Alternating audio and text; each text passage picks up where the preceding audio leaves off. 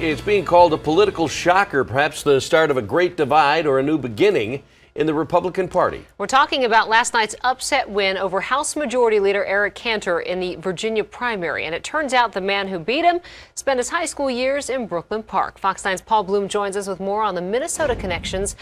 Political upstart Dave Brat. Paul? Everybody's talking Dave Brat tonight. Kelsey, the political analyst, having a field day with this one, trying to figure out how Brat shocked the #2 House Republican.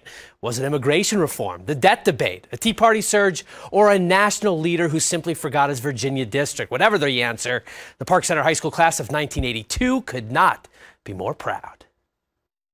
The reason we won this campaign, there's just one reason, and that's because dollars do not vote. You do. Dave Brat made political history on Tuesday, knocking off the sitting House Majority Leader in a GOP primary in Virginia. This is the happiest moment, obviously, of my life. Brat was outspent by powerful rival Eric Cantor, 25-1.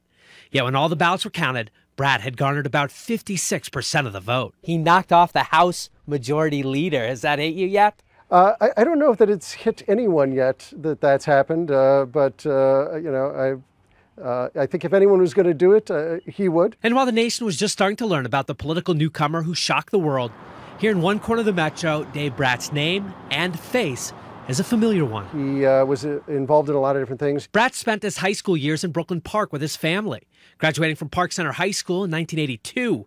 This is his senior yearbook photo. Whether you agree with him or not politically, I think you would like the man. Scott Carlson was a friend and classmate, both involved in band and senior class cabinet. He also participated in a state-level mock legislature that was kind of a foreshadowing, I guess, for what he's in now. So certainly never would have anticipated this. I don't think anyone did. It's hard to believe. It's hard to believe. Brat's dad still lives here in Minnesota in New Brighton.